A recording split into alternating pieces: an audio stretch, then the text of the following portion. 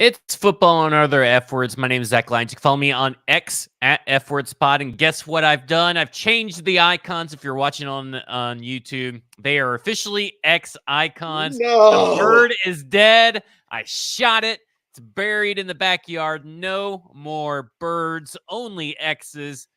And over there in a state of panic because he hates whenever anybody calls it X is Mike Herndon. You can follow him on X at Mike Herndon NFL.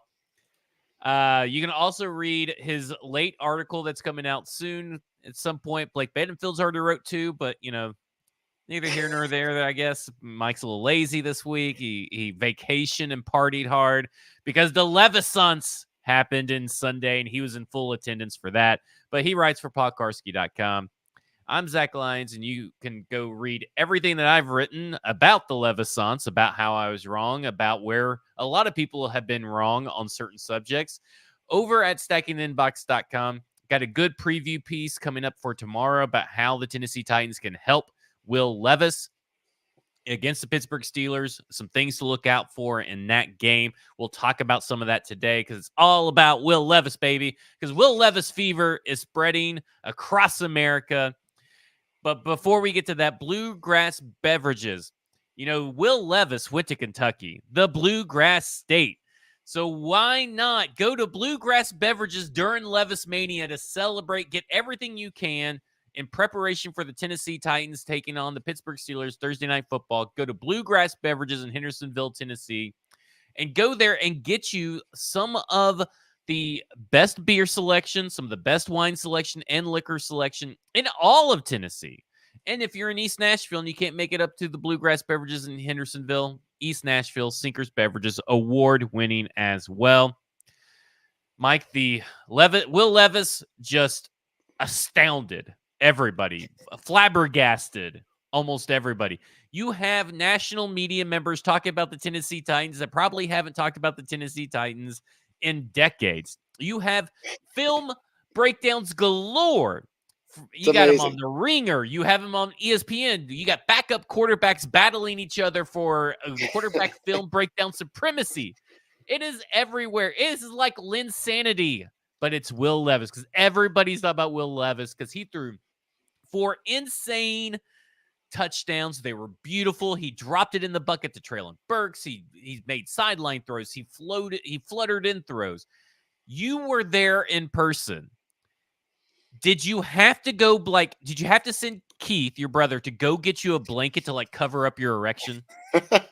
No, I just let it fly free there in the third level at Nissan Stadium, which was it was a beautiful day. First of all, the weather was amazing, and also just I mean, what a view to be able to see that game from, because you could just see all of it. You could see all of those plays, kind of breaking open as they happen. Obviously, except for the first one, which was, we got a little lucky there, I think, with the first touchdown, but that seemed to get him going, and then the but other also ones just seemed to that's follow. The whole reason he signed DeAndre Hopkins, right? As far as the offensive pass interference. Well, and it's a good example of Levis doing what we've begged Titans quarterbacks to do over the years. Give your receivers a chance to go make a play, right? And that's exactly what he did. He gave his best receiver a chance to go make a play, and DeAndre Hopkins rewarded him. And I feel like that's the kind of thing that good quarterbacks do. You put the ball out in a position, let your guy go make a play, trust that he's going to make the play, or at least knock it down and make it incomplete. Yeah, go for it. I mean, I think it was incredible. It was incredible to watch. The vibe was, there was cautious excitement going into the stadium, I felt because everyone wanted to see Levis, see how he did. When Malik Willis came in for that very first snap, everyone freaked out, and then he fumbled. And we can talk about Boogate and all that here maybe in a little bit. Blues. Or booze, the two-tone booze. Yeah, we can talk about the two-tone booze here in a minute, and what a ridiculous discussion that is. But it was, as soon as Levis hit that first bomb to Hopkins, people went nuts. There was Levis chants in the crowd. Then he comes back out, he hits another one, and people were just losing their fucking minds. By the time he hit the third touchdown to Hopkins, it was, I mean, people were losing it. It's amazing. It was one of the best experiences I've had in Nissan Stadium. Like, I mean, I'm sitting at home, and I don't know if you listen to the football show, but I kind of went through my reactions just a little bit. But when Malik Willis came out and fumbled, I just throw my hands up in the air. Lauren is like in the kitchen, and I throw my hands up in the air. I go, of fucking course, this fucking, and just dropping F-bombs left and right. I'm just mad. I'm upset. I'm like, and I go up to Twitter and just go, this fucking idiot team. Like, why? Like, you just go 3 run plays. You don't even like do anything with the Will Levis through the air. Then here comes Malik Willis. Well, this is a good idea, Mr. Fumble. And they do that. And then you see the first touchdown pass, and you're like, I'm just like, my mouth is agape because we so rarely get to see touchdown passes in Tennessee lately. And everything. And then 2 all year. yeah. And then the second one happened. I'm just like, what is happening? What is going on? And obviously it's just one game, but I think it's okay for fans to look at this one game and just fucking enjoy it. Hang it up on the wall, frame it. It may never happen again, but at least for one day, it looked like your quarterback problem may be solved. You know what I'm saying? Like, Yeah. it may be solved. And then D-Hop finally was, I don't know what happened with D-Hop. And look, spare me the idea that it's necessarily the racist offense that just decided, oh, well, our white quarterback's in, now we can play. Because guess what? Ryan Tannehill's white, okay? This is just a quarterback that is playing on a better level than the other 2 quarterbacks for one game. He had a very favorable matchup as well. So there's a lot of context. But I'm still riding the high off that game right now. Like, Absolutely. it is the best cocaine, drug, whatever. Energy drinks, I don't even eat them. I'm just thinking about this game nonstop. Like, that's where I'm at right now. I mean, it's the most optimistic I think any, Titans fan has been about the quarterback position specifically since, Mariota's opener. And look, I talked about this in my piece that will shortly be up at paulkarsky.com. The opener for Mariota and the opener for Levis, it'll get compared because they both threw 4 touchdown passes. Go watch Mariota's 4 touchdown passes. They're not a single one of them traveled more than 15 yards in the air. And Levis had 3 of them travel over 50 yards in the air. I mean, this was a totally different performance, totally different game, tougher defense than what the 2015 Bucks were. And look, Levis looked so poised too, was the thing. Like, that was the thing that stood out to me. Even like, let's set the 4 touchdowns aside because like, he's not going to throw 4 touchdowns every week. He's not going to hit deep ball after deep ball every single week. Although I think he's got the ability to challenge downfield at a rate that's going to be very, very interesting for the Titans. But let's set all that aside for a minute and talk about all these little plays that he made, the darting the ball at Derrick Henry's feet to avoid what was a sure sack. And let me say this, Tannehill and Willis take that sack. They eat it so hard. It's like they'll be absolutely, at a all-you-can-eat buffet. They eat that sack 10 times out of 10. 100%. You're lucky if they don't fumble. Yeah. But it's so Levis only took 2 sacks in the entire game, one of which was intentional to keep the clock running because the look wasn't totally clean on that 3rd down play action boot play. So he takes 1 sack, which even then he did a good job negating or like minimizing the loss by stepping up and trying to like run through.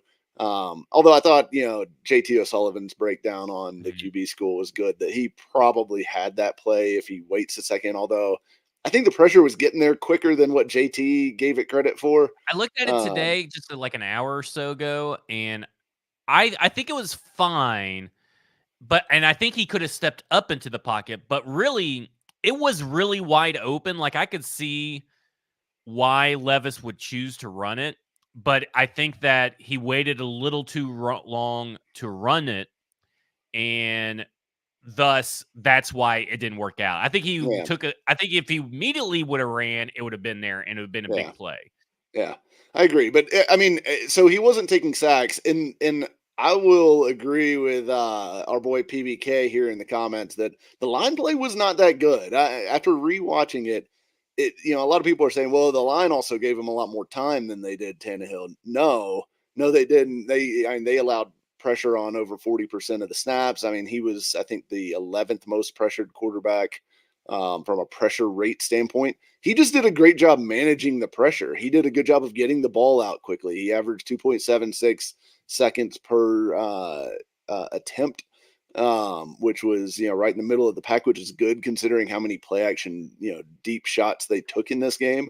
But it was a fantastic performance by Levis from a managing pressure standpoint. Like it wasn't like the ball that he darted to Henry wasn't the only one. Obviously, he had the one like mistake he really made that I felt like during this game was the ball that he threw. He was trying to do the same thing and throw it like around Chigakonkwo to kind of get away with grounding but not get the penalty, and he actually accidentally threw it too far and the linebacker got hands on it. That was the one really mistake that I felt like he made. But otherwise, he had another ball that he intentionally overthrew to Phillips because everyone was covered on third down and there's pressure arriving in his face, courtesy of our boy Nicholas Petit-Frere.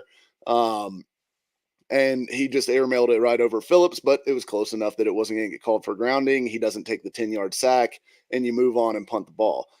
There were so many little plays like that he managed throughout the game. And I thought it was tremendous. Like this was among the cleanest quarterback played games the Titans have had in a long time, including obviously the good Tannehill years. I mean, he was super clean throughout the game. He Hopkins even had is playing. I see a lot of people. Sorry, just real quick. I see a lot of yeah, people talk about Hopkins because he's questionable and injured. He's playing. I think he's Let's playing. not worry about it. Yeah, I think he's playing. Sorry. But I will say that there was the bad snap thing with Malik Willis. There was at least 3 bad snaps with Levis in this game. He caught them all. He was athletic enough to make the play and catch the ball, including one on, I think it was third and 6, I believe. And it's a bad snap. He has to like almost jump to catch the snap. And then he's supposed to be giving the ball to Spears on the play, but he's got the presence of mind to, rather than try to force a weirdly timed handoff to Spears and risk fumbling it or turning it over, he just grabs it and runs into the gap that Spears was supposed to run into and ends up picking up 3 and set them up for that 4th down where Burks got it, but they called the offensive pass interference deal and all that. But like, that's a great play by him. Like, it's super smart, shows a lot of poise, a lot of this like good decision making under pressure, which I was shocked by because that was like one of the things I was like, I'm not sure if he can do it based on his college tape. Like the decision making, not forcing the ball, protecting the football, all that stuff. But he did a tremendous job at that in this game. So like, unbelievably encouraging first game, and it goes way beyond the 4 touchdowns, which is all everyone's talking about, rightfully so. But like, there's so much more to it than that, in my opinion. Well, let me push back on one little thing that you and PBK are talking about, is that he's getting the ball out really quick. He only got the ball out quick on 38.7% of his snaps. The 61.3 went for 2.5 seconds or longer, and that's where both of his sacks came on, plays like that, and 11 pressures came on like that. So technically, I think the offensive line played their best game, and while it may not still be great, the on the plays that he held the ball the longest are when the pressures were generated. Just want to throw that out. Of course. I mean, that's true, but they also, a lot of those plays were like heavy play action dropback. So like, I mean, what, one, maybe 2 of the touchdowns had pressure coming. I think those play action dropbacks forced a lot of that, a lot of those longer period of time, but his average was right on par with Tannehill. So like, to me, that was one of the things I was worried about, was like, Levis is going to hold the ball too long. They're going to have pressure all over him. The offensive line is going to be really stressed because Levis is going to hold the ball too long because he's a rookie, and that's normally what rookies do. He didn't do that in this game. I mean, he was right on par with Tannehill's time to throw over the course of the season. So I think I think that's extremely encouraging. You would hope that it gets better as he gets more reps and things like that. But it wasn't bad by any means in this game. No, no. I thought it was good. I think though, we'll talk about the Steelers game, but 51.6% of his dropbacks were play action.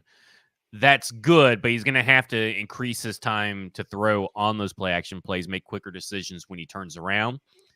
But that's something that we'll discuss later. I don't want it to sound like that I'm downing Will Levis because they did a lot of rollouts with him too. They got him out in the move away from the pocket as well. I thought the game plan was really good and set up for success for Will Levis in this game.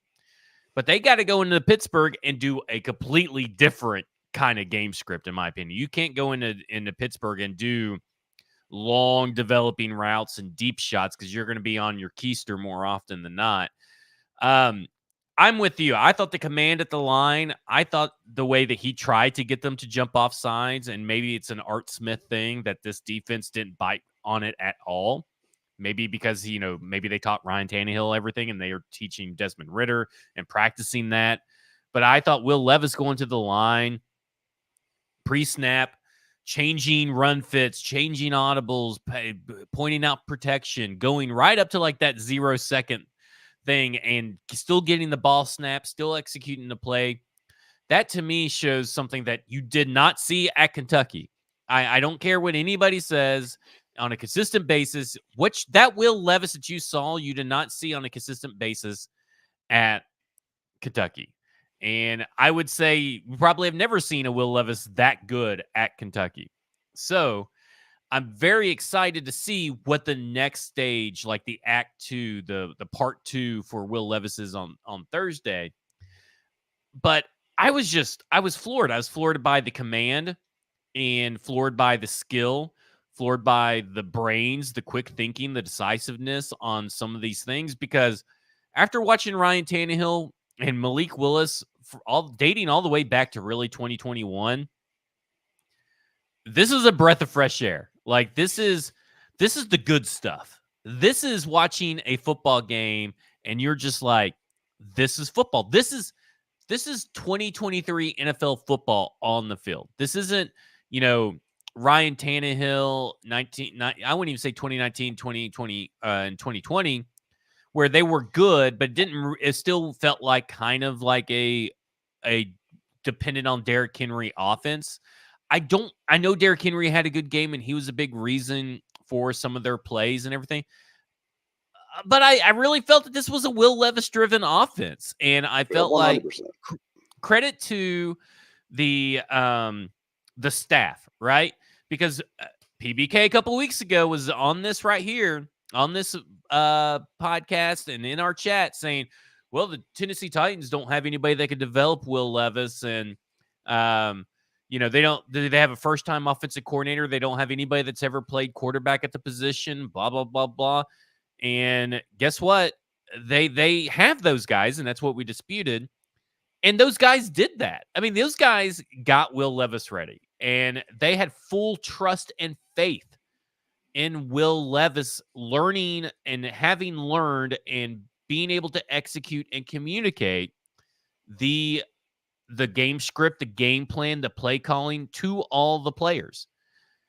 It was a tour de force. Like give him a Tony, an Oscar, and a Grammy, and an Emmy. He deserves an EGOT. Like that guy, and like he didn't even get AFC Player of the Week. I'm assuming he got Pepsi Rookie of the Week. I would assume, right? There can't be anybody that had a better week than he did. I don't even know if they still do those or not. Yeah, and FedEx Air Player or whatever. I don't know what all those awards are, but I just know that he didn't get one of them, whichever one it was. Joe Burrow got it. I don't know, man. Like, I was looking for my little Kentucky flag, to hang up behind us. I can't find it anywhere, after the draft, where I had my comeuppance. I know that it's not going to be the same Will Levis on Thursday against the Steelers, but I'm just pretty fucking happy. Like, I hope that no matter what that happens on Thursday, that the Tennessee Titans do the smart thing and they keep playing them all year long.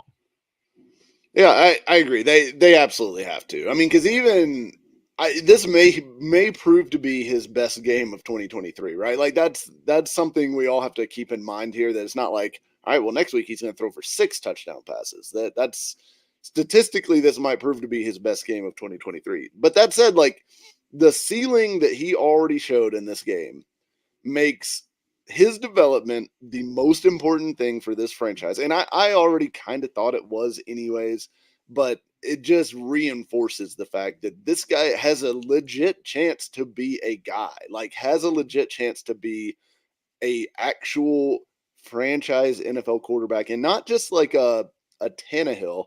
Like he has a chance to be a Josh Allen. He has a chance to be like one of these top guys that you win because of. Not Josh Allen didn't have one game like this as a rookie, by the way. 100% right. I looked. He only 10 touchdowns in 12 games, 10 passing touchdowns. Will Levis already has 4. I'm just saying. I know what you're saying, but I just want to throw that out there to everybody listening. Like Will Levis, his most common like elite quarterback ceiling pro comp was like, oh, it's Josh Allen. Yeah, I think you saw that maybe not 300 yards yet, but I mean, there's a lot of yards left on the table because Burks is a fatty and Chigakonkwo can't catch anything. He's a big disappointment to everybody. And then they had him as Wolfman, I think, on Halloween on the like a graphic or whatever. I'm thinking there ain't no wolf in him. He's a little puppy. He can't even catch an open pass. But yeah, I mean, that drop left a good 30 plus yards on the field. I mean, for that's sure. What I'm saying.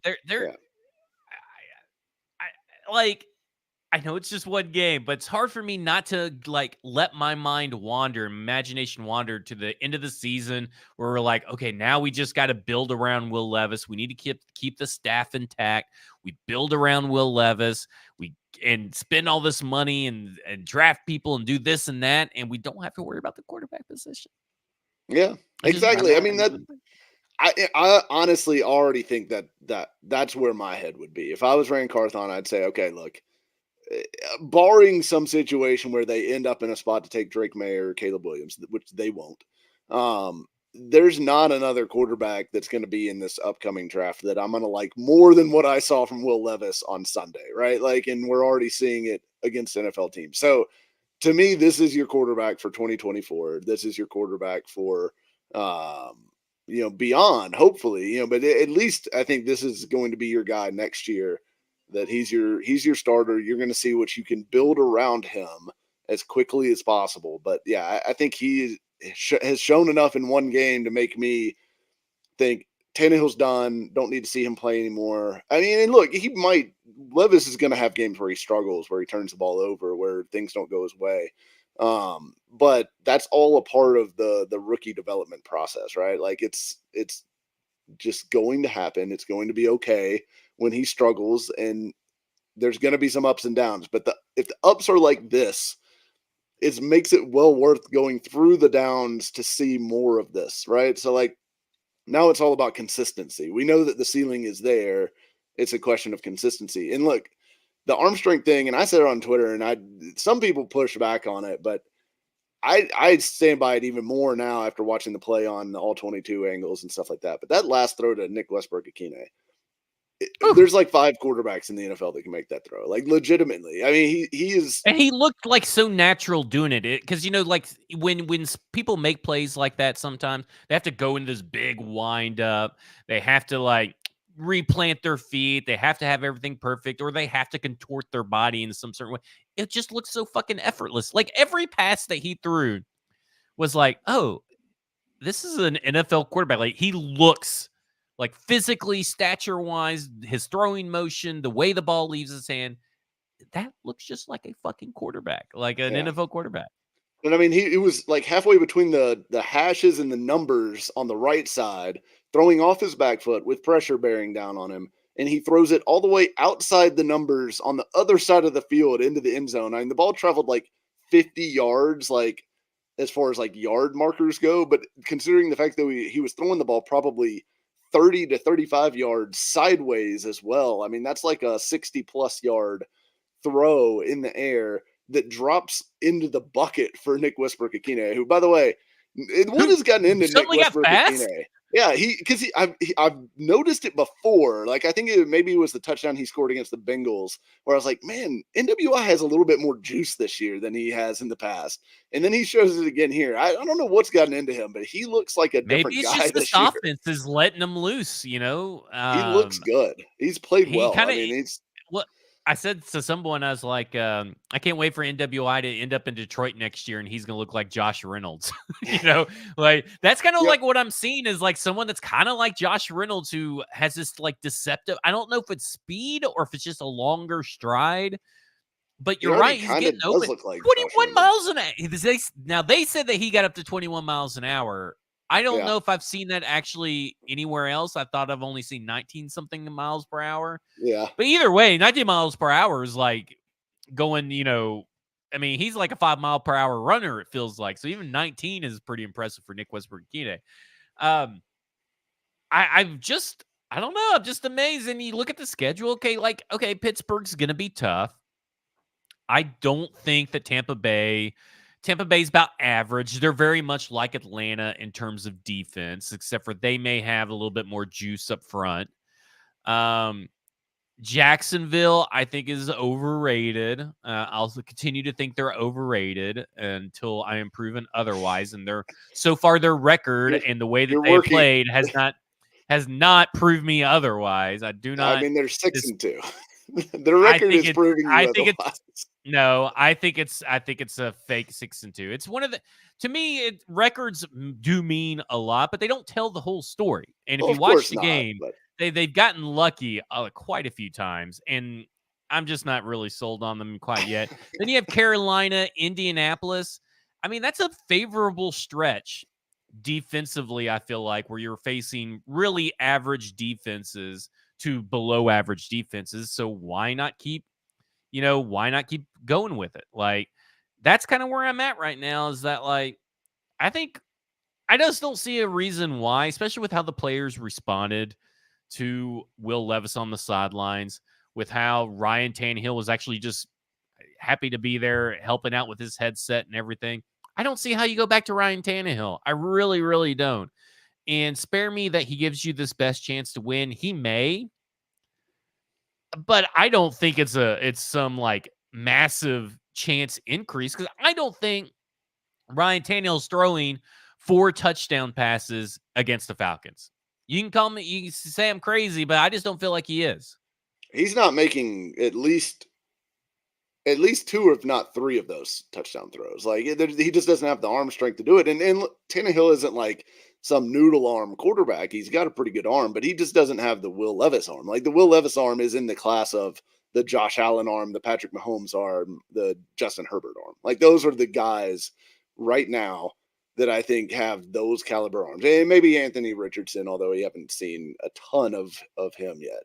But those are the guys in the like ridiculous arm strength, arm talent realm in the NFL. And Levis is right there with him. And Levis has the fact that he can make those throws with that kind of arc, that kind of velocity. Because I like people. Someone was asking me on Twitter about, does it look like his throws are floating a little bit downfield? And I'm like, yes, they are floating, but that's great because you want to have some arc on a deep ball. Because look, if you throw a line drive deep ball, it just makes it harder for your wide receiver to be able to adjust and make a play on the ball. The more air you can put under it, the better chance your receiver has to bend his route to go make a play. And that's what made that first touchdown possible with Hopkins was that ball had air under it and he was able to get free from Terrell and then just go run to it, right? Like, so if you throw a line drive out there, he's not getting to that ball in time. So I love that he puts the air under it. And also thought one of the things he showed was like this level of touch that I didn't think he ever showed on his Kentucky tape. Like the ball to Henry in the flat on that third down specifically is one that stands out where he, you could tell he just kind of floated it out there and just dropped it right over Henry's shoulder. Perfect placement, perfect, you know, touch on that pass. He showed the ability to dial up and down the velocity uh, uh, as needed which is something that not all like big arm quarterbacks are able to do. Sometimes they just fall in love with their own arm strength and they feel like every pass needs to be, maximum effort, maximum velocity, and it just doesn't. And he showed in that game alone that he can dial it up, dial it down, he can shape passes, he can do everything you need him to do to be a successful NFL quarterback with a ridiculous arm. And like, I just seriously couldn't have been more encouraged by the debut. I cannot say anything bad about Will Levis right now. And really, the almost near interception that was thrown at that defender, the defender really made a good play on it. Yeah, you would like to maybe see it like in front of Chig at his feet or something, but I Yeah. thought the defender kind of like stopped and tried to make a good play on it as much as he could. Like, I don't know, like I don't. You have stuff that you can nitpick that you would like to see done, but that's stuff you can correct. This is his first start. This is a good foundation to build upon. What you don't want to do is turn around and have a Mariota-like performance where he's either getting 7 sacks in his second start, like Marcus did in 2015, or throw 3 interceptions against the Pittsburgh Steelers on Thursday night football, like Marcus did in 2017. So, like, this is a dangerous. Like, if you're gonna say that, okay, well, if you're gonna compare the Marcus game to this game in a sense of like debuts and stuff, you gotta throw in the bad. And here comes the Pittsburgh Steelers, who, if you look at their box score rankings on defensive side, like points for, yards allowed, stuff like that, they look like a bottom tier defense. But when you go into DVOA, the advanced stats, the EPA per play allowed, the success rate allowed, all this stuff, you're looking at a top 15, a top 10 defense that is going to cause this team some fits, because guess who's back at left tackle? Oh, Andre Dillard. And then you got NPF on the right, who may be fine with NPF over at the right, but that's not great. Alex Highsmith, TJ Watt, and then Cam Hayward is possibly coming back at the worst time. Now, you don't have Mika Fitzpatrick back there in that backfield because I believe he's out for the game. And you got Kenny Pickett, who is all banged up. Yeah, claims he's going to But play. you busted have, up ribs. Yeah, you have to come up with a different game plan. And you are kind of lucky because it is a short week, so they have very little time to really study, dive in, and game plan for the film that Will Levis put on tape. So you have a chance to kind of surprise them and do something entirely different than you did against the Falcons. So where are you at? I mean, obviously, if you have to ask the question, or if you think that the Falcons defense is better than the Steelers defense, I just don't think you're watching football at this point. I mean, the Steelers defense is still the Steelers defense. Their issues have been offense. But when you got someone like Will Levis in a second start on a short week, where are you at on what the Titans need to do to beat the Steelers? Because I have a few game plan ideas myself, but where are you at on that?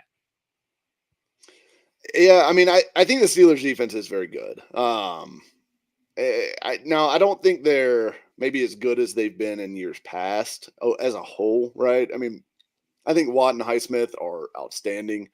Joey Porter Jr. has been really good so far, and it sounds like, I guess, he's the starter now after kind of working his way into that role. But they are definitely a talented defense. But there are questions on that back end, especially without Minka Fitzpatrick. As far as the secondary is concerned, I don't think they're linebackers, they're off-ball linebackers or anything special. It's going to be a question of whether the Titans can block them, and I have real concerns as to whether or not that can happen, right? Because I think you're going to be finding it very difficult to get the ball off on any third down. So I think I think you do still want to take some of those play action shots, but you're going to have to do it. You're going to have to do your passing on first and second down in this game. And I do think you're going to have to pass the ball on first and second down, because I don't think you're just going to line it up and cram it down their throat with Derrick Henry, with TJ Watt and Highsmith, and it's sounding like Hayward coming back. So I think this is the kind of game where you're going to have to hit some of those plays down the field. that Levis did in the last game. But yeah, it's a completely different defense in the fact that like the Falcons have a very good secondary. Like they have one of the better secondaries in the NFL. Okuda's played well this year. AJ Terrell is one of the best corners in the league. Jesse Bates is one of the better safeties in the league. They're good on the back end. They're not as good up front from a pass rush standpoint, especially at the edges, which is like the exact opposite of the Steelers. So like it's a very interesting matchup from the standpoint of it's a completely different defense than the one he faced last week, and we'll see like how it goes. It gets like if he's just getting creamed every play because Dillard and MPF are completely incapable of blocking Highsmith and Watt, then yeah, there's not going to be a ton that you can do about that. The the Pittsburgh Steelers are averaging just over 3 sacks a game. They're 9th in sacks per game, 9th in sack rate, 16th in pressure rate. They have a pass DVOA of 9th, a rush DVOA 14th. Here's kind of where I'm at on this, because I think the hidden thing here is that Tennessee Titans have been dreadful in the red zone. Okay, and most of these scores from Sunday were outside of the red zone, which is fine, and that's a good thing, right? You need those explosive plays just as much as you need plays in the red zone. But the Steelers are a very good red zone defense. They've only allowed 9 touchdowns out of 18 trips. And the 18 trips are the most bothersome because they have allowed the 3rd fewest trips in the red zone this season. That's not good for a team like the Tennessee Titans that's only found itself in the red zone 22 times, which is the 21st best mark, and only have converted 8 of those 22 trips into touchdowns. That is dreadful. So I'm very scared of that. So I'm anxious to see what he can do in the red zone, because I know that he was pretty successful in the red zone in college, but this is a tough test. And that's what everybody has to keep in mind, is that this is a tough test for Will Levis. In looking at my biggest concern, and it's my biggest concern of really any game of the Tennessee Titans at this point right now, is Will Levis getting the ball out quickly behind a pretty bad or average offensive line, depending on which metric you want to go look at. But I think at the end of the day, I'd say it's an offensive line ranked in the 20s, and Levis had the luxury of debuting against the Atlanta Falcons, right? So like now you're going to Pittsburgh. The Falcons lost Grady Jarrett, couldn't find their way to him. The Falcons can find their way to him for the most part. That negatively affects the plays, because there wasn't a lot of blown blocks, and that's good, especially compared to like someone like the games like Cleveland, where there's like 13,000 blown blocks, but there were still pressures generated and all that kind of stuff. I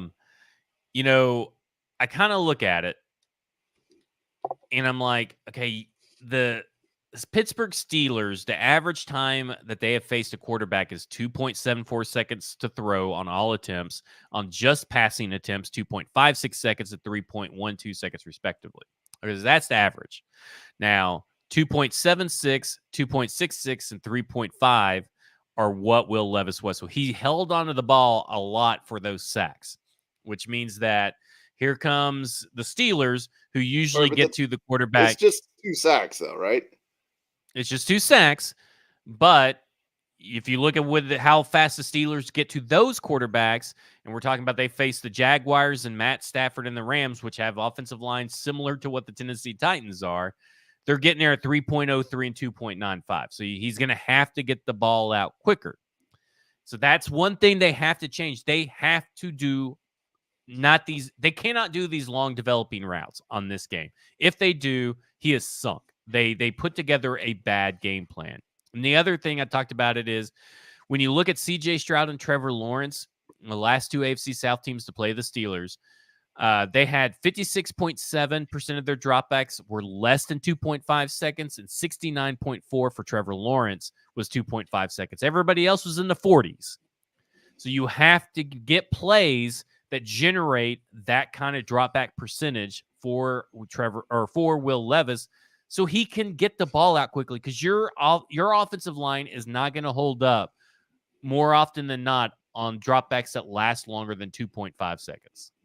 I mean, I think it's also it's just a task for Tim Kelly of you've got to be Right. able to keep that defense off balance enough that, especially on first and second down. I mean, on third down, they're going to be pinning their ears back and coming, and you're just going to have to block them, which is why the Titans are going to struggle on anything third and long in this game. But on first and second down, you've got to keep them off balance enough that, they don't know run or pass, that the play action's able to work, that they're able to, just keep the flow of play calling to where the Watt and Highsmith are having to wait a second and diagnose the play rather than just reacting and going.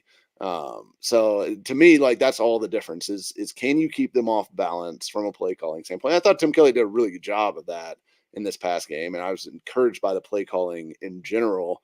For one, because he didn't treat Will Levis like he was scared of him, which I think a lot of play callers we've seen in the past do with young quarterbacks. They treat him like, oh, well, this guy's going to screw up, so we're going to be very, very conservative all game.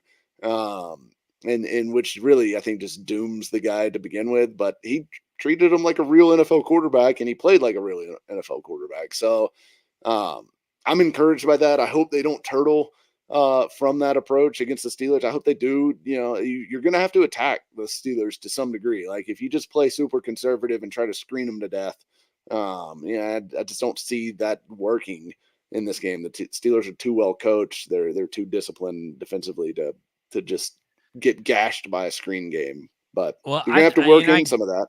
Yeah, you need to get like some. Basically, you can't have what happened at the Cleveland game, which was 2.52 seconds per sack on Ryan Tannehill. Yeah. Like, they were back there and they feared nothing. And to me, the Titans are facing a Steelers defense that is allowing for over 137 yards per game on the ground. That's 4.5 yards per attempt. Now, the Tennessee Titans are right now averaging 4.5 yards per attempt. So this is a Steelers defense that is susceptible to the run game. Now, I'm not sure that's going to be the case with Hayward back. And maybe not, but what I would like to say is that, like, just because Hayward is back doesn't mean that the other players probably aren't on edge when you see a run play happening. They're, sometimes when you get in that groove in your mind, it's hard to get out of it. That mental, you kind of like in a mental rut. But they have to find ways to get Spears out in space with the ball in his hand. And I think they're going to have to find ways to get Henry going in this game, even if it's like a dirty, like, if this ends up being the rock fight that everybody thought the Cleveland game was supposed to be, and I kind of feel like it should be, you're going to have to lean on the run game. But also, the reason why you want to lean on the run game a little bit more than what you have in the past is so you can have a more effective play action game, passing game.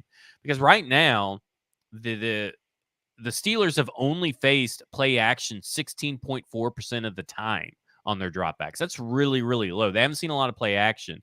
And here's just some 4 stats: non-play action versus play action. So first number is going to be non-play action, second play action, and that's your averages. So yards per attempt, 7.83, goes up to 8.74. Average depth of target, 8.4 to 15.6. This is what the Steelers defense allows. So average depth of target for 8.4 to 15.6. Pressures, 11.57 pressures per game or per on non-play action passes. They average 11.57, 2.57 pressures on play action. So the play action pressures aren't really there for them.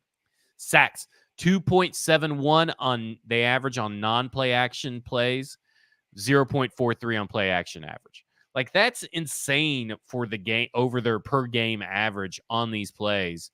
And I think that this is the time, because everybody talks about outside of offensive line, a run game is young quarterback's best friend. In this game, I think you don't take the pressure on, or you don't take the put the reins on Levis. You don't handcuff Levis, but I think you take some pressure off of Levis by utilizing the run game better than what you may have done in the past, because they are right now 18th in attempts, Mike, in rushing attempts, which is by far their lowest in a long time at this stage of the season. And I think they need to bump up the averages of Derrick Henry's right now averaging 17.1 rushing attempts a game. Spears is at 4.86. I think both those numbers need to come up. Not necessarily like 50 attempts or anything, but I think that, if you had 25 to 30 attempts between the two, that's a good sign that you probably did your young quarterback a favor and were able to utilize play action passing just a little bit better.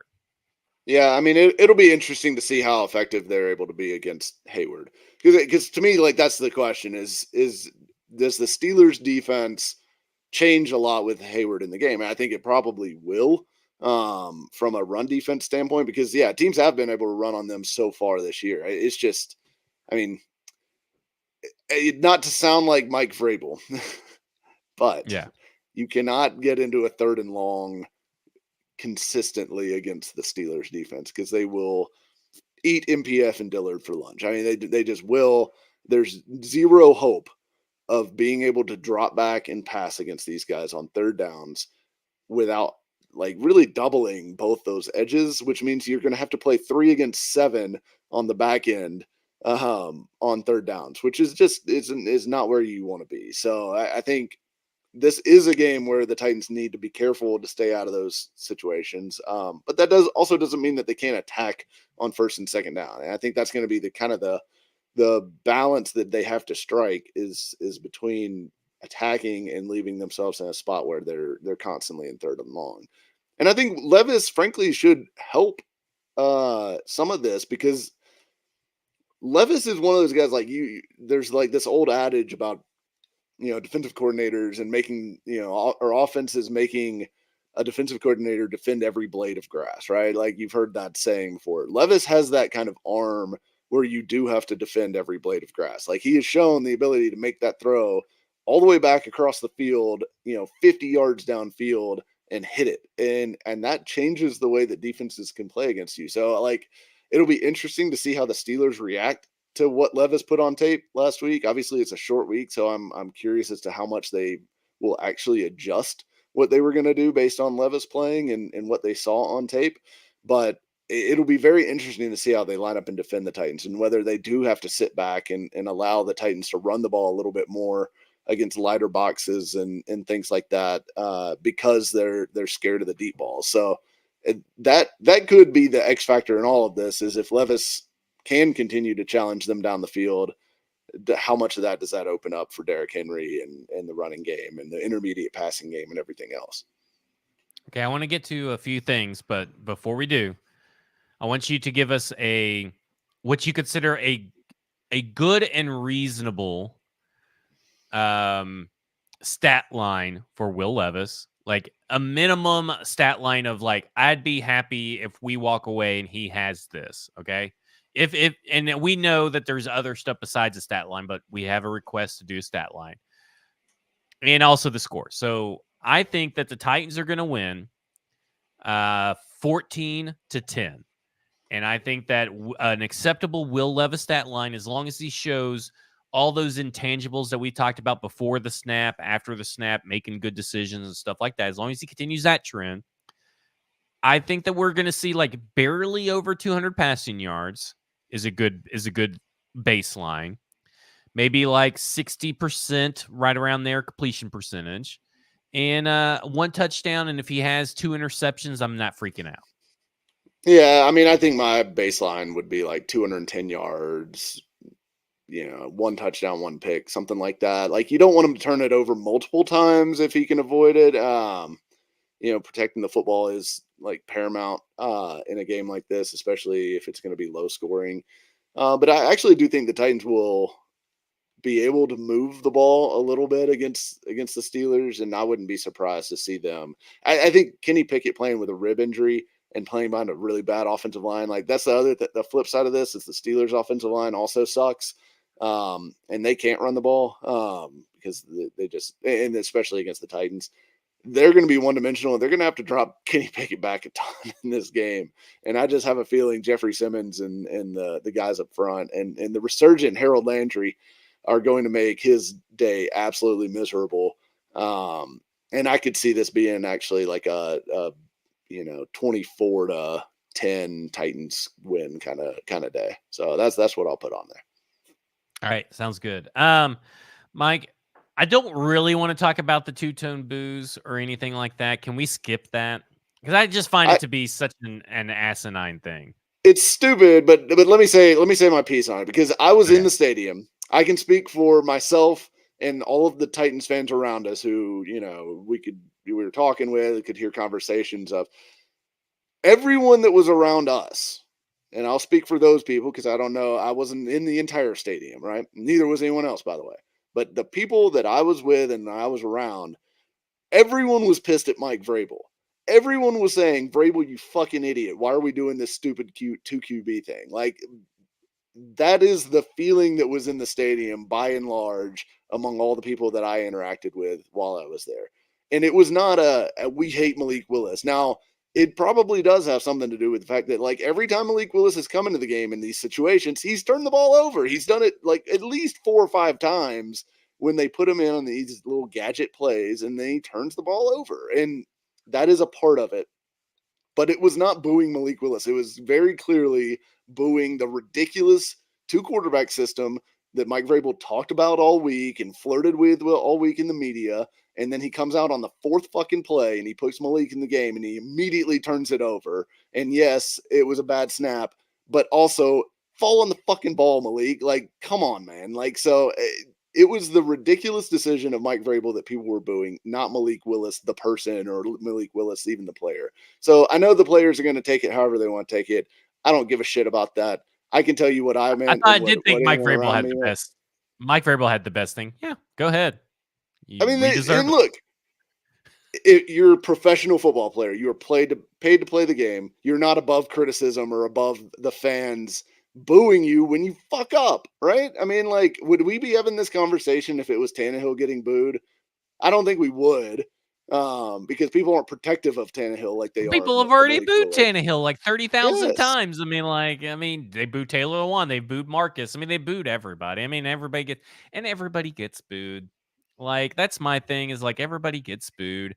And if he can't handle it, then he's just as mentally weak as everybody has already kind of came up with the opinion of, and that he's just #blessed to be here. And as long as everybody likes him, he's A-okay. Doesn't matter or anything like that. Now that everybody likes him. And it's really, and to me, it's just like, I can't believe I'm getting sucked in talking about it.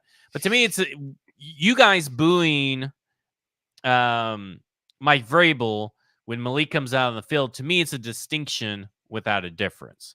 Because you're booing Malik Willis, right? I mean, like, you're essentially, his presence on the field is causing you to boo. It's not his fault. You're not faulting Malik Willis. Not necessarily. But you're booing Malik Willis. If Ryan Tannehill Which had is been fine. the second I don't give a shit quarterback, that you are. I think you should. I think you should boo Malik Willis. If they pulled Ryan Tannehill off the fucking stretcher over there or whatever, I was at that soccer game, Eagle. And put him in the game, I would have booed Tannehill going in the game too. Like, it had nothing to do with Malik Willis. It had to do with Will Levis is playing well. He's in a rhythm. There's nothing that Malik Willis does that Will Levis doesn't do.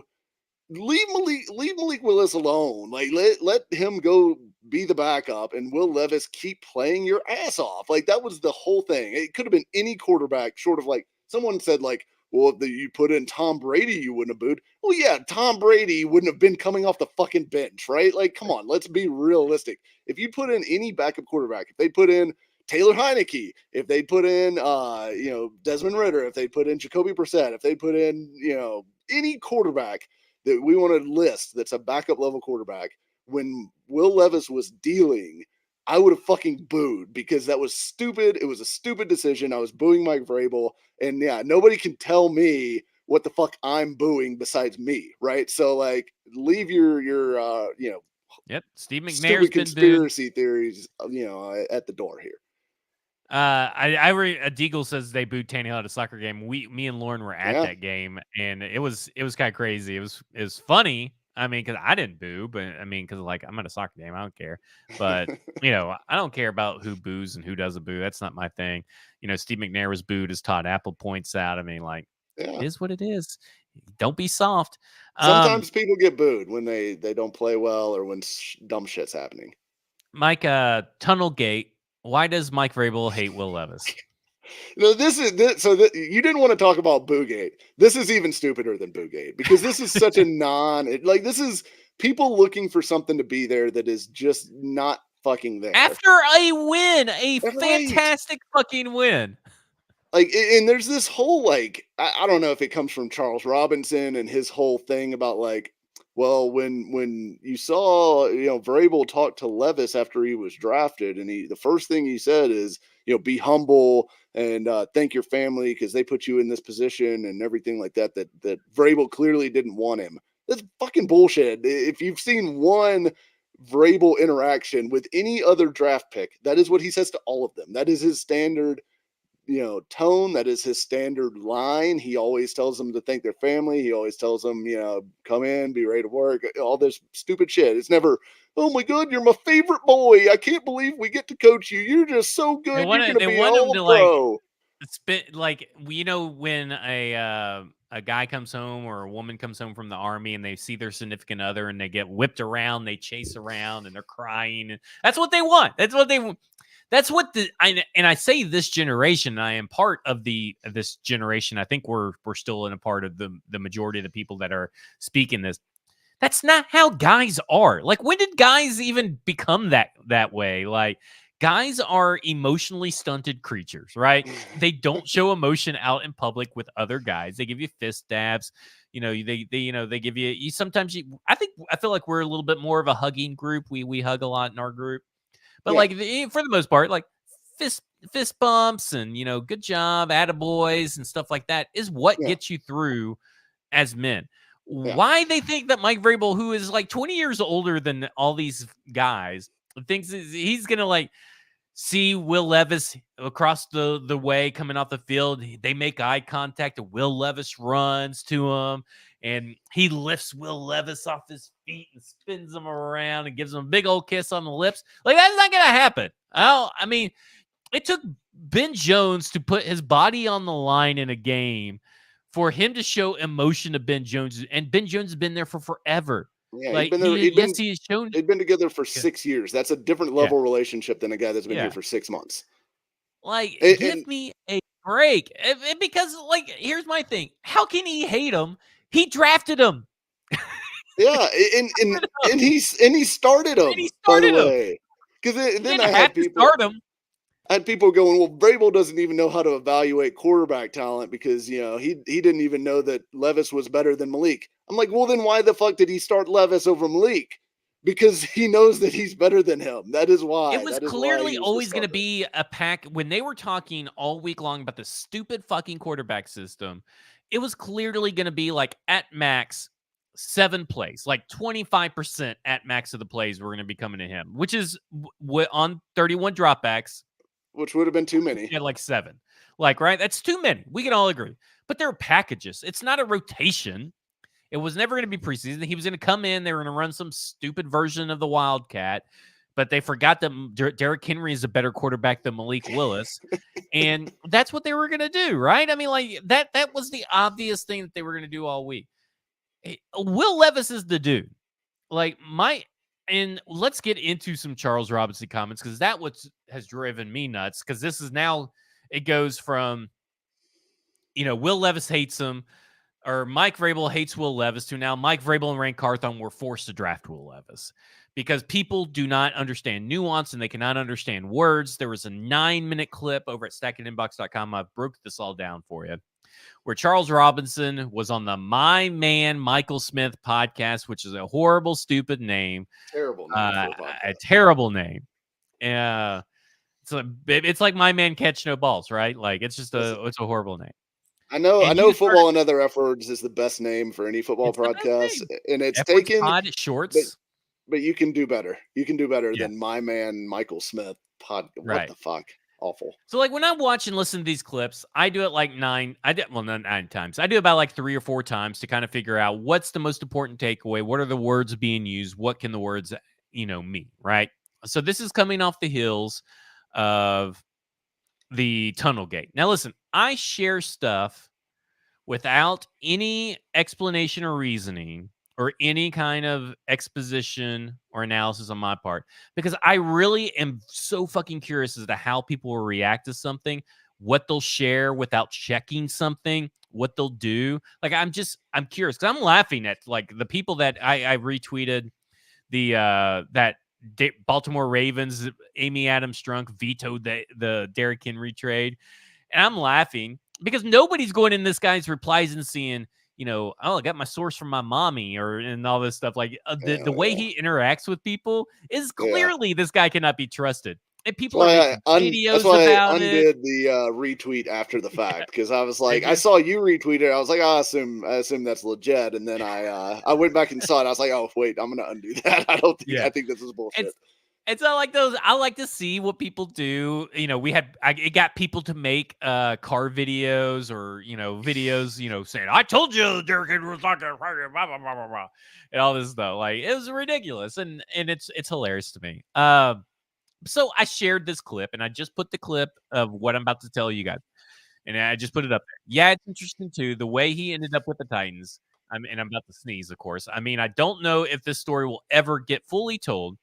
I think it was very much this was an ownership inspired draft pick. I do believe that. So that's what I put up, shared the clip so people could watch it. Apparently that means that these two guys hate Will Levis and that they were forced to draft Will Levis. And I think that's hilarious that people immediately jump to the worst possible conclusion that you could drive. Like Amy Adams Strunk's up there going, "Yeah, I've been watching this Will Levis film," and they're like, "Oh, we've been watching we've been watching it too, but we don't like it." And she goes, "Well, I'll tell you what, I've been watching this Will Levis film. I really like it. You guys got to draft Will Levis." I don't care if you guys like CJ Stroud. And then apparently, everybody forgets that they tried to trade for CJ Stroud and all this talk. But I don't care who you like. You have to draft Will Levis. I don't care. And to me, I think the most likely scenario about ownership inspired draft pick is that it's likely that she said, you guys got to find a draft pick in this quarterback in this class if you guys do not believe in Malik Willis. And I don't, and maybe they all already came to that assessment. It's just like, you guys got to find a quarterback in this draft class. I don't care how you do it. Find a quarterback of the future. Okay. That can happen at any point during the offseason. And I think that is what it didn't say ownership inspired player. It just says ownership inspired draft pick. That's what he said. I think if your first and only thing that you took away from that is that they were forced to take it, that colors everything about the rest of the video for you, right? And I think that's the incorrect way to look at it. I think the most likely scenario, if you listen to the whole clip, is that she wanted them to find, she knew there's Bryce Young, Anthony Richardson, CJ Stroud, Will Levis, and Hendon Hooker, right? You had 5 viable quarterbacks in some form or another that are likely to be pretty good in the NFL. Find me one of those 5. What do you think about that? Well, I think Green Thumb here in the chat actually brings up the point that I was going to raise, and it is if her mandate was you have to go get Will Levis, they could have drafted him at 11, right? They would have drafted him at 11. They would have not have said, okay, well, we're going to take this guard from Northwestern because we think he's going to be really good. And then, we'll see if maybe we can trade back up and get Will Levis. If this was some mandate that they had to do this, that never would have happened. It would have been Levis at 11, or they would have even traded up to get Levis ahead of 11. It just makes zero sense. And frankly, I don't know how much I buy the whole thing generally. I think, like you said, maybe she said, well, if you know that Malik is not the guy, and I feel like they did, know that Malik was not the guy. They treated him like he was not the guy last year when they played Josh Dobbs over him, obviously, and then when they go and turn around and take Levis. But if she, I know she knows that Tannehill is coming to the end of his time, and I know she probably knows that Tannehill is not a very popular quarterback here anymore. And I think obviously she knows that quarterback is the lifeblood of an NFL organization. And if you don't have a quarterback, your team is going nowhere. So I think this is a situation where, yes, she probably said, guys, we've got to get a quarterback. And if Malik isn't the guy, then we've got to find someone else who can be, because I don't want to give Ryan Tannehill another extension just to keep paying him, 20-30 million dollars to get this level of play out of him at this point, because it doesn't look like it's getting a whole lot better at the moment. And I think that's completely valid. And if she said that, but I don't for a minute think that like Mike Vrabel and Rand Carthon were just like, okay, Miss Amy, we're gonna trade up and get your quarterback that you want so bad. This is not a VY is my guy situation. Like, that was with the third pick in the draft, right? Like, this is totally different. Right. I just don't buy it. So, for Stack in the inbox, I broke this all down, and it's for free because PBK says, watch it again, Zach. He said specifically Levis. And yes, they're talking in the context of Will Levis, but I'm telling you what he said word for word, because guess what? I also pulled up the transcript on the YouTube page so I can make sure that I'm typing it as I'm listening, because I typed it word for word. He never said at any point what PBK just said. He said the coaching staff felt stuck with him. That is not anywhere in that phrase at all, because I'm going to go back to some other stuff that he specifically said, because it's all back to back to back. Looking back, obviously there could be some alteration of memory looking back, but I think at the time, Mike Vrabel would have loved to have two other, those two picks that turn into Will Levis. Now, what this means is there could be some alteration of memory looking back, but I think at the time is that is the alteration of memory is related to what he thinks that Mike Vrabel would have liked better. And that is kind of like revisionist history. Pretty clear what he means there. I don't think we have to get too much into it. Just the fact that I'm not surprised that, because it goes on to say he would love to have been able to invest those two picks into, other parts of the depth chart. They had just taken Malik Willis in the third round in the year before. Nowhere does Robinson say they like or wanted Malik Willis. That has to do with draft strategy. That, like, they're kind of like, I think we'd rather have the two picks instead of maybe possibly trading up.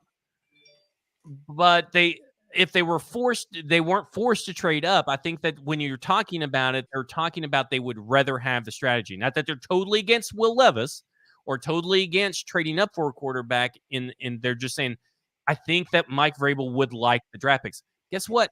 They had a lot of holes to fill. Of course, they would like the higher draft picks to fill other holes, because they had just taken Malik Willis. It's not because they like Malik Willis. It's not because they think Malik Willis is the future or Malik Willis is better than Will Levis. They just knew it's a Ryan Tannehill thing to me. It's like they had Ryan Tannehill. Maybe we need to use these picks towards something else, but we do need a quarterback, right? I mean, that's kind of how I view it. I kind of see it as that maybe, and this is the kind of the push and pull with coaches and GMs all the time, and why those are generally two separate roles, is the coach is always going to want the players that can help him right now this year, right? Like he's not worried about 2024, 2025, all that shit. He wants the guys that can help him right now. And so I wouldn't be surprised at all if Vrabel was like, yeah, I don't really want to trade up and give up additional picks, which technically they didn't give up any additional picks in the 2023 draft because they just slid picks around, and then they gave up the third rounder from this upcoming year.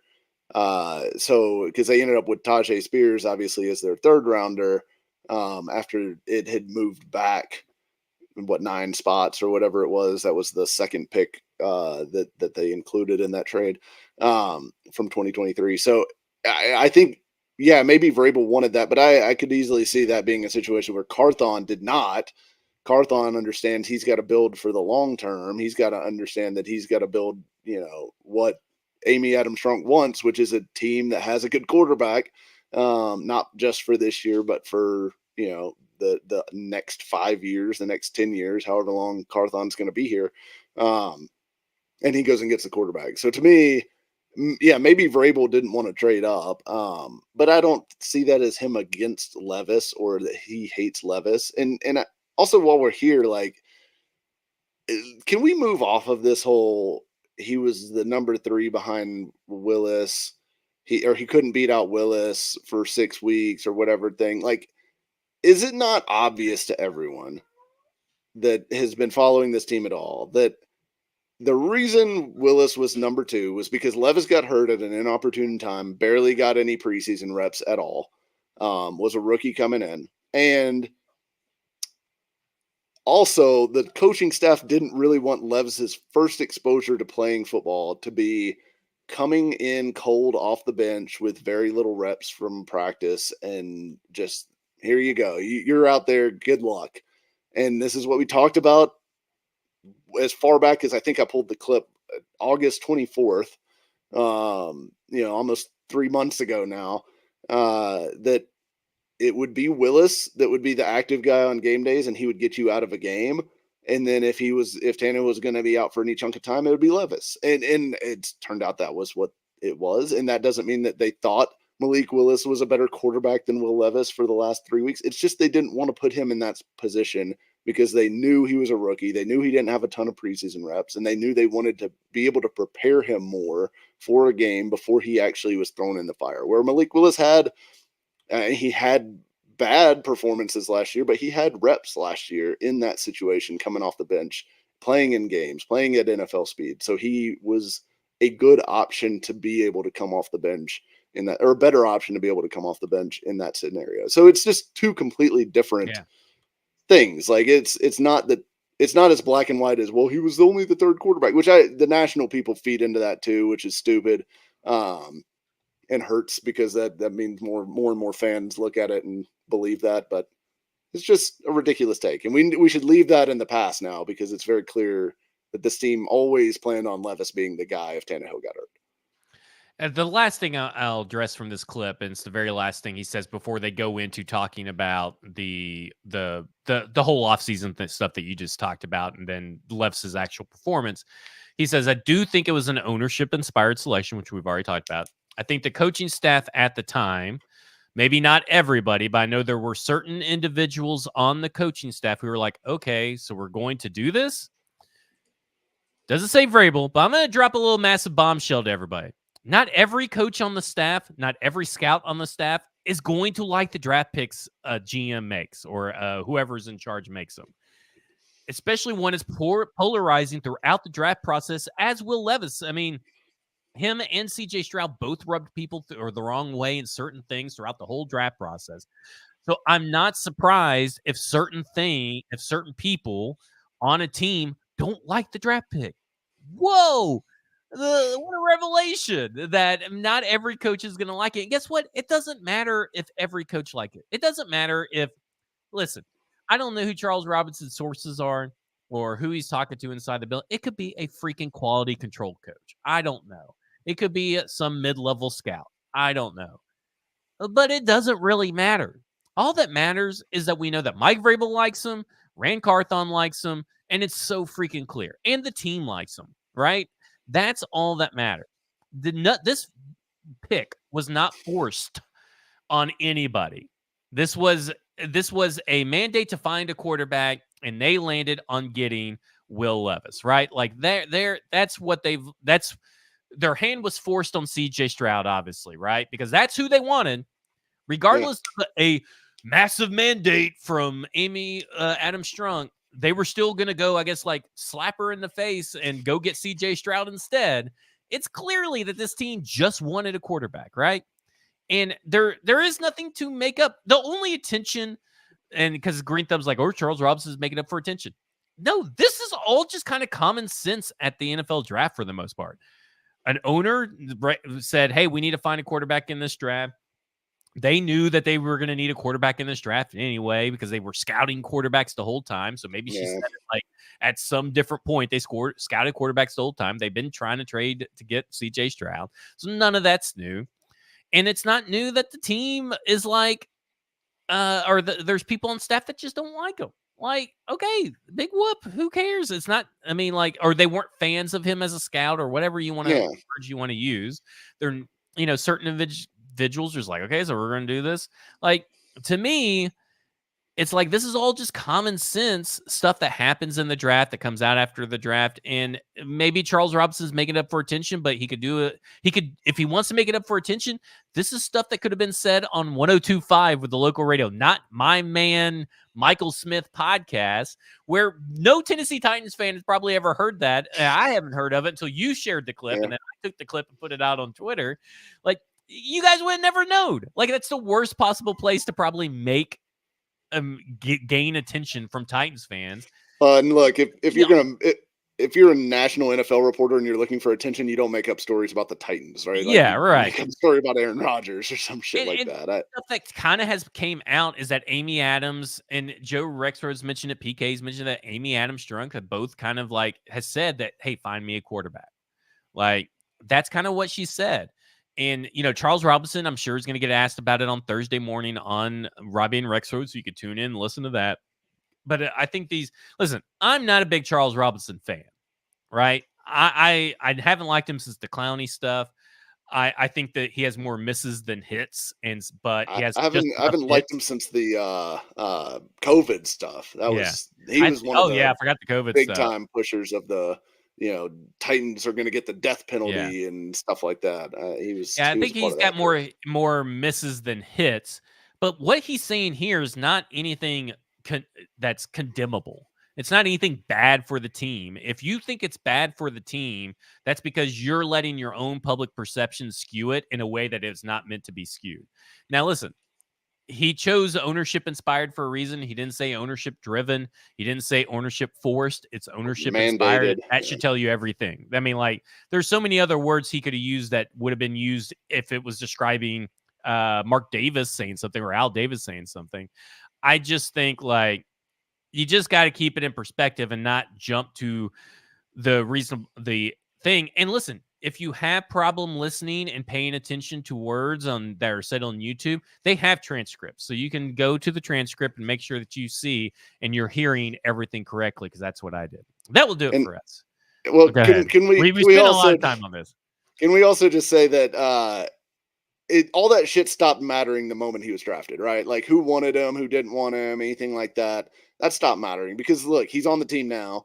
The pick's been spent. They are all on board to making Will Levis the very best Will Levis that he can be.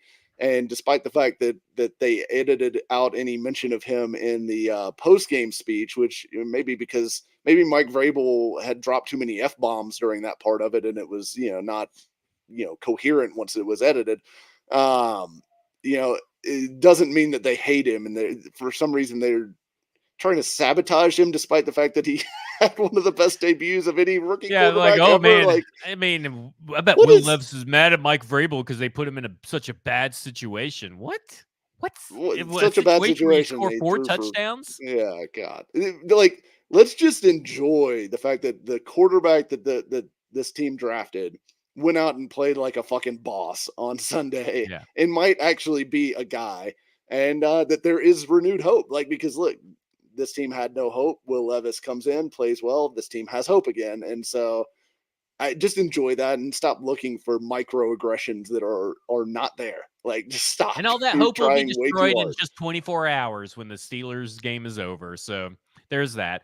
For those that listen to a football show, we have a lot of people listening. For those that listen to a football show, we're going to be after the game, and after the game, live broadcast, live reaction after the game for a football show tomorrow. I think we may do something like a 10 to 15 minute preview show, but things happen. But that night after the game, get ready. Live, a football show. Me and Braden Gall are going to be breaking down everything that happened in the game. Mike's about to have a article posted at paulkarski.com talking about Will Levis.